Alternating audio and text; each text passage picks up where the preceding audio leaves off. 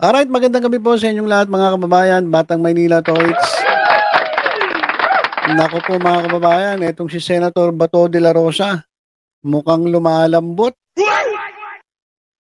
Yung dating matigas na bato, naku mga kababayan, lumalambot. Di ba todo tanggol ito kay Kibuloy? Alam niyo naman, mga Davao Boys, talagang todo suporta kay Impostor Kibuloy. Talagang kahit anong mangyari, sabi niya, sa hirap o ginawa, magkasama silang o susuporta sila dito kay Pacquiao mga kababayan. Pero ito bago lang mga kababayan, mukhang lumalambot, mukhang nag-iiba na. Mukhang nag-iibang anyo niya mga kababayan, etong si Pastor Kibuloy. At ito pakinggan natin yung video ni Mima Alicia Comments kung saan diniscuss niya etong si Bato de la Rosa kasi napansin niya rin mga kababayan parang nag-iba nung isang araw lang iba yung pananaw ni Bato de la Rosa, tapos ngayon iba na naman, parang ang bilis magbago na ihip ng hangin mga kababayan. Kaya ito, pakinggan natin si Mima Alicia Comments. Si Senator Bato de la Rosa na lang daw po mismo ang huhuli dito sa kanyang kaibigan na si Pastor Apollo Kibuloy. Tingnan niyo mga kababayan Sinabi niya kasi sa isang interview na siya na mismo mga kababayan ang huhuli dito kay Pastor Kibuloy. Akala ko ba ipagtatanggol ninyo yan? Bakit ngayon sasabihin niya siya na mismo raw ang huhuli dito kay Pastor Kibuloy? Anyari, Senator Bato? Naku ba? Mukhang nagbago ang ihip ng panahon at ng hangin. Anyari?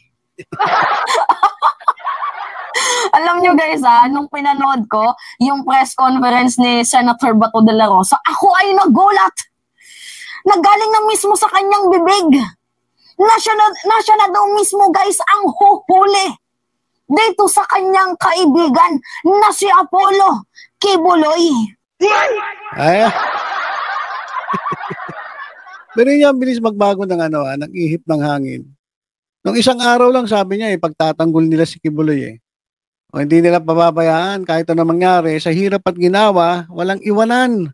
Ganun din sabi ni Robin Padilla. Pero parang medyo nag-iiba na yung pananaw nila ni Senator Robin Padilla. Kasi siya medyo lumalambot mga kababayan. Medyo nag-iiba na. Medyo nag-iiba na yung bato mga kababayan At siya na din mismo ang nagsabi na dapat magpakita na lang daw po etong si Apollo Kibuloy sa Senado. Dati, sinasabi nila, lalong-lalong si Robin, yan sila magkakasama sabi nila, doon na lang daw sa korte. Wag na lang daw sa Senado, sa korte na lang daw. Dalin yung itong kaso ni Kibuloy. Diba? Yun ang paninindigan nila Pero ngayon, nag-iba na. Sabi ni Bato, kinakailangan daw na humarap na lang ito si Pastor Kibuloy diyan sa Senado. Kasi 'di ba, nabigyan na ng arrest order etong si Kibuloy. So kaya ito na. Sabi naman niya, 'di ba, nung ano masasabi sa arrest order, sabi niya ginagalang niya yung batas o yung inuutos ng Senado. Kaya pero sa kabila sabi niya, hindi pa rin ako bibitaw sa pagkakaibigan namin. Kahit ano mangyari sa hirap at ginhawa, magkakasama kami. Pero ngayon, nag-iba. Medyo lumalambot Pero bibigyan niya daw po ito ng assurance na wala daw pong makakagalaw sa kanya. So, pinoprotektahan pa din at the end of the day ni Bato de la Rosa. Pero guys, ang ganda ng changes. Dahil sinabi po ni Senator Bato de la Rosa na siya daw mismo ang huhuli dito kay Apollo Kibuloy kung sakaling hihingiin po ng Philippine National Police itong kanyang tulong. Anyari? Kasi guys, itong si Apollo Kibuloy, masyado din talagang matigas, 'di ba? Dalawang warrant of arrest, tibay, no? Doon sa Kamara, doon din sa Senado. Tapos patong-patong pa na kaso doon sa korte. Tapos guys, alam niyo yung pinakamagandang pakinggan dito kay re-electionist Senator Bato de la Rosa. Kaya pala. Oh. Sa tingin niyo mga kababayan, sa tingin niyo, mukhang itong ginagawa ni De La Rosa nag-iiba. O dahil ito pa lang si Senator Bato de la Rosa ay re-electionist. O parang parang nagpaparamdam na kasi alam niya yung pulso ng bayan di ba? Alam niya yung pulso ng bayan, alam niya kung kanino kampe itong majority ng mga Pilipino dito sa kaso ni Kibuloy. Kaya medyo nag-iiba kasi ayaw niya mangyari na pag dating ng eleksyon kasama siya dun sa sa makakancel dahil sa pagsuporta kay Kibuloy. Kaya medyo nag-iiba ng konti mga kababayan. Sabi niya, we don't have to be a law breakers kasi mangbabatas daw sila. Pero, iba na. Dati titigas nila Tigas ni Kibuloy, tigas ni Robin, tigas niya. Si Bongo. Lahat sila talaga naninindigan na wag humarap si Kibuloy Di ba? Titigas nila Ngas ngayon sinasabi na na bilang lawmakers, hindi dapat daw sila lawbreakers. Parang nangyayari na ito, tinatabla niya na si Robin Padilla. Nako, mukhang bumaligtad na talaga etong si Bato de la Rosa. At etong nangyayari sa kanya, mukhang ewan ko lang baka pagdating ng mga ilang araw na lang nito, kalaban na niya si Robin. Nagkaiba na sila ng pananaw. Kasi alam ko mga kababayan, si Robin hindi magbabago pananaw niyan Sa lahat kasi ng senator, siya lang talaga yung talagang kapito ko dito kay Kibuloy. Eto mga to, simple pa Si Bato, si Bongo nga, hindi nagsasalita, bibihira So eto si Robin lang sa tingin ko hindi magbabago ang pananaw. Talagang yan, hanggang dulo yan. Talagang paninindigan yan. Kasi wala na naipit na siya mas lalo siya mapapahiya kapag binago niya yung kanyang paninindigan dito kay Kibuloy. So ito naman si De La Rosa, kasi hindi naman siya ganun ka-vocal katulad ni Robin. Ngayon medyo lumalambot na mga kababayan. At doon sa salita niya, parang pinapatamaan niya itong kanyang kapwa senator. Lalong-lalo na ito si Robin Hood Padilla. So ang batas ay batas daw po at hindi daw po dapat nila itong balikuin at daw sumunod sa batas. Lakas din ng tama niyan Anyway, magandang changes yan. Siyempre, if you are electionist, kailangan mo talagang magpabango. Oo, tama. So, ibig mo sabihin, Mima, nagpapabango. Etong si Bato de la Rosa. Ano sa tingin niya mga kababayan? Ay napansin ni Mima malamang ganun nga nangyayari. Nagpapabango. Ano tawag doon? Nagpapapogi points. Taong bayan nang sa gayon, makabalik ka pa sa pwesto.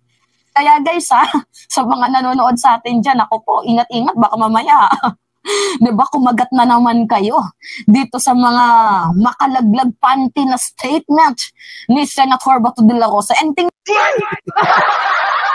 alaglag panty naman.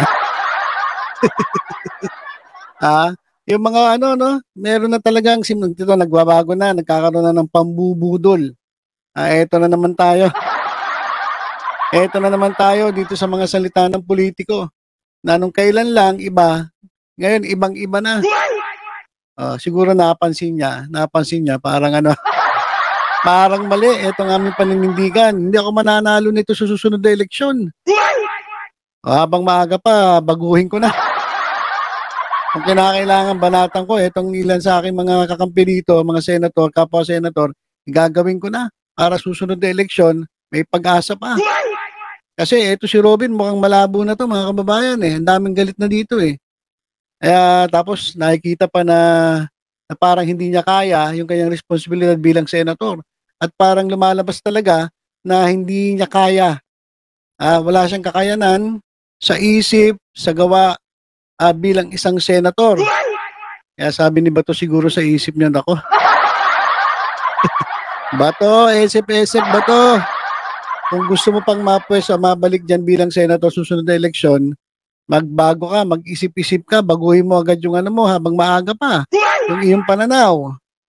Tingnan nyo guys dito sa usaping West Philippine Sea, killing de killing sila no? Minsan may pagkampi, minsan may pagkundina. Kaya nga guys, yan yung napapansin ko sa kanila na talaga nga namang kakaiba yung kilos ng mga re-electionist. May kanya-kanya silang pakulo. Kasi guys, itong arrest warrant kay Kibuloy, hindi naman tumaisa sa katuparan ni Senator Risa Ontiveros kung hindi ito boses ng mamamayang Pilipino. Kasi yan po yung sigaw ng mamamayang Pilipino, 90%. Tama. Diba? Ganun yun, majority. Mas yung itong kasi, itong mga kumukontra, kukunti lang yan sila Konti lang sila guys, hindi sila marami. Kaya majority of Filipinos, naninindigan at talagang tumatayo para sa ustisya ng nabiktima ni Pastor Kibuloy. Ilang piraso lang yan mga ilang piraso lang yan kaya kinakailangan na talagang kung gusto mong ikaw ay mapwestong muli, mag-esip-esip ka na. Sigaw ng mamamayang Pilipino na dapat humarap itong si Apollo Kibuloy sa mga allegedly na mga paratang sa kanya. Kung hindi dahil sa tulong nating mga vloggers, yung boses ng mga mamamayang Pilipino, hindi sana makakamit ni Senator Risa Ontiveros ito. Yun Tama yun. Kinakailangan ng tulong ni Senator Ontiveros Kasi sa totoo lang, di ba? Target ng mga vloggers yung kabila, yung sumusuporta kay Kibuloy at tinatarget nila etong si Ontiveros. Kasi iniisip nila threat. So, kailangan nilang i-discourage si Ontiveros. Pero dahil sa mga tulong ng mga vloggers na nanindigan sa katotohanan, eto, tuloy-tuloy pa. At ibay pa rin ang loob ni Risa Ontiveros sa tulong ng mga sumusuporta sa kanya. Malaki ang kanyang kinaharap na laban pero lahat ng mga humila sa kanya pababa, napatumba niya. Yes. Nakakabilib nga nakakabilib. Alam nyo, sa totoo lang, nung tinanong si Risa Ontiveros, kamusta na, lalong-lalong na nung lumabas yung warrant order, warrant of arrest, napirma ni Senator Subiri. Nung tinanong siya parang grabe yung sight of relief, mga kababayan. Parang nabunutan siya ng tinik at talagang imbis na masaya siya, talagang kumbaga yung mukha niya, talagang parang pagod na pagod siya. Na oo nga salamat sa sa ganun-ganun. Parang salita siya ng ganun. Bagay, kasi iba dyan, talagang, iba kung kung medyo hindi ka papagod, talagang, yes, napagtagumpayan natin na paya na nagawa nating ipa-aresto si Kibuloy. Pero hindi, grabe yung yung parang pagod na pagod siya, sobrang bigat nung tapos biglang nawalan siya ng bigat sa dibdib, nabunutan ng tinik. Kaya saludo ako kay kay Senator Risa Ontiveros. Tingnan mo si Bato ngayon, ang dating tigre, abay, umamo na. Kasi taong bayan na mismo, guys, ang umaalma. So ngayon, ito yung video ni Bato de la Rosa. Nakita ko to guys sa isang sa isang news outlet, if I'm not mistaken, UNTV. So panoodin natin. That would be an insult to the institution kung hindi siya ma-secure. Ako mismo, pupunta ka dito, tingnan natin kung may babarilo sa'yo. Andito ako, walang pwedeng makakapatay sa'yo. Mismong sa Senator Ronald Bato de la Rosa na ang nagbigay ng assurance kay Kingdom of Jesus Christ leader Apollo Kibuloy na titiyakin nilang ligtas ito oras na magpakita sa Senado. Bagaman nauunawaan umano ng senador na alinsunod dito sa panuntunan ng Senado, aminado siyang labag sa kalooban niya ang pagpapaaresto sa kanyang kaibigan. Personally, pinapaalam ko na mabigat sa kalooban ko. Isa ako sa mga senador na ayaw na kung pwede hindi sana makulong si pastor dito. We have some reasons. At the end of the day, we are legislators, so we don't have to be lawbreakers. Nag-iba na talaga. Inamin naman niya na isa siya sa mga sumusuporta kay Kibuloy. Pero bilang mga lawmakers, we should not be law breakers. Napapalakpak ako dun Parang napapalakpak ako dun sa sinabi ni Kibuloy ni De La Rosa. Pero parang ano yung catch? Parang merong may dahilan kung bakit niya nasabi yun eh. Ngunit paglilinaw ni Senator Bato, seguridad at hindi kustodiya ang handa niyang ialok kay Kibuloy. Sakali ring hilingin ng Senate Sergeant at Arms, handa rin siyang sumama mismo sa pag-aresto sa religious leader. Kung hihingi ng tulong sa akin yung Sergeant at Arms, sir, kaibigan mo man si Pastor Kibuloy. Alam namin sir, andyan siya. Para walang gulo sir. Baka pwedeng samahan mo kami sir at ikaw humarap doon para walang putukan na mangyari. I'm willing to do that. Kasi Pastor Kibuloy, kilala ko na hindi violent na tao. Yung followers niya, masyado mababait. O, yan, diba? Sabi niya, pag humingi ng tulong ang Philippine National Police, ready ako. Tutulong ako para hindi magkaroon ng putukan. Diba? Yan yung sabi niya. No? Pero guys, makikita nyo naman sa video na killing pa din siya. Pero at the end of the day, ito yung pinakamagandang balita na narinig natin. Kasi kumakampi siya kay Kibuloy pero hinihila niya, hinahatak niya ang taong bayan na parang ito ako, nagbabago na yung pananaw ko, iboto niyo ako. Parang ganun ba, nang bubudol itong si Senator Bato de la Rosa to the point na sasabihin niya na ready akong hulihin itong si Apollo Kibuloy, dapat umattend siya sa Senado, di ba ganyan? Nagpapapogi points, ganun nga. Nagpapapogi points. Kasi nga, siguro ramdam niya na yung sigaw ng taong bayan. Kaya medyo kumikiling na siya dito sa sa gusto ng mas nakakarami. Kasi napansin niya siguro, kinakampihan ko sablay. Parang nangyari, kinakampihan niya si Robin Padilla. Halos lahat ng mga Pilipino ngayon sinasabi ito si Robin Padilla, sablay. So, kung napag-isip-isip siya, hindi naman ako bobo katulad na ito. Madamay pa ako. So medyo kumakambyo na itong si Senator Bato. And isi-secure ko naman ang kanyang security. Kasi doon pa lang guys mapag-iisipan ni Kibuloy na, ay nandito si Bato, secured na ako. Di ba yun yung papasok sa isip ni Kibuloy? Kung kaya't baka itong si Kibuloy lumambot na din at magpahuli. So ito yung maganda dito guys kasi hinihikayat na ni Senator Bato de la Rosa na dapat magpakita na itong si Kibuloy. Kagaya nga ng sabi niya, we are legislator. So mga mambabatas kami and we don't need to break the rules. So hindi namin kailangang baliin ang mga batas. So magandang improvement to guys na galing na mismo sa bibig ni Senator Bato de la Rosa. Although yung kanyang komento 50-50. 50-50 sa taong bayan, 50-50 dito kay Kibuloy. Pero mas lamang tayo ng konting points lang. Dahil sinabi na mismo ni Kibuloy na dapat sinabi na mismo ni Senator Bato de la Rosa na bibigyan niya ng seguridad si Kibuloy para nang sa gayon, umattend na siya dito sa Senado. Kung sakali mang arestuhin man siya, ay hindi na siya manlaban. Diba? So ngayon guys, ano yung komento nyo? Diba? Kasi ngayon nga guys, dalawa na nga po ang nakabinbin na arrest warrant kay Kibuloy. So warrant of arrest sa Senado at warrant of arrest dito sa Kamara. So ngayon, pinaghahanap na siya. And yung Philippine National Police, handa naman daw pong hanapin sa bawat sulok itong si Kibuloy. So ngayon nga, napag-isip-isipan natin na baka itong si Kibuloy manlaban so that itong si Bato de la Rosa, ginamit niya ang pagkakataon na to para sabihin na dapat si Kibuloy umattend na, may assurance ako na hindi ka sasaktan. So pinapalambot niya itong si Kibuloy. 'Di ba? Para nang sa gayon, walang putukan na mangyari. So ano yung mensahe dito ni Senator Bato de la Rosa? It only means ang gusto niya lang iparating sa atin na itong si Kibuloy ay parang dinadala niya na dito sa Senado. And humahatak siya ng simpatya sa mamamayang Pilipino na ito ako, pro-people na ako, pro-life na ako, iboto niyo ako. Re-electionist kasi, anong magagawa natin dyan? Pero at the end of the day, gusto kong sabihin sa inyo guys na wag kayong magpapabudol. Anyway, it's me again guys, si Mima Alicia nyo, tagbabalik ulit para sa ating panibagong video. Alright. Ayan mga kababayan. Ano masasabi ninyo? Ayan, ang gagawin daw ni Bato de la Rosa, siya yung tatayong negotiator. Parang ganun sinasabi niya Di ba? Ito, malapit sa akin si Kibuloy. Ngayon ganito. Mga taong bayan, tingnan nyo ako. Tingin kayo sa akin. Ang gagawin ko ngayon, ako magiging daan. Katotohanan.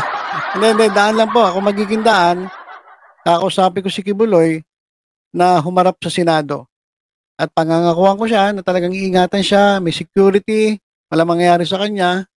Kapag nangyari na naniwala sa kanya si Kibuloy, hindi pa tayo sigurado, Kung sakali man na pumayag si Kibuloy na dito sa gustong mangyari ni Bato de la Rosa na siya magiging negotiator, harap ngayon si Kibuloy sa Senado. Ngayon, eto si Bato, hero. From villain, from kontrabida to hero. Aba, mautak. Mautak to, sinamantala niya yung pagkakataon, para at least kahit papano, makakuha siya ng pogi point sa mga tao. At syempre, kapag nahatak niya si Kibuloy, na humarap sa Senado, hindi sikat siya. Siya ngayon ang hero, mga kababayan, siya ang bayani. Dahil sabihin niya, ako nakapagpasuko kay Kibuloy. O ayan, mga kababayan, ang bagong modus operandi ni Bato de la Rosa na sa 2025 ay re-electionist bilang senator. Kaya parang medyo nag-iiba na yung ihip ng hangin at medyo hindi na siya pumapanig doon kay Robin Padilla. Siguro napansin niya. Nako, wala. Kapag pumadig ako dito, pare-parehas kaming olat sa susunod na eleksyon. Kaya buti si Robin, matagal pa yan 6 years pa yan. Eto si Bato, last kumbaga hanggang 2025. So kung gusto niyang magkaroon uli ng posisyon o slot niya sa Senado susunod na term, kailangan niya magpasikat sa tao. At ito yung pagkakataon na nakita niya. Mautak ko. Kaya lang, mga kababayan, syempre, sabi nga po sa inyo, huwag kayong basta-basta magpapabudol. Sipin ninyo yung inyong gagawin at syempre, lagi nating paulit-ulit na sinasabi, kapag pipili kayo ng mga iboboto ninyo, mga ilalagay nyo sa posisyon sa gobyerno, mga lingkod bayan, na kailangan piliin natin yung para sa tao. Mas inuuna dapat yung interes ng taong bayan, interes ng publiko, kaysa sa kanilang sariling interes. Alright, so yun lang po muna, mga kababayan. Tutok-tutok lang dito sa Batang Maynila Toy sa iba pang updates. Ingat po tayong lahat. God bless po.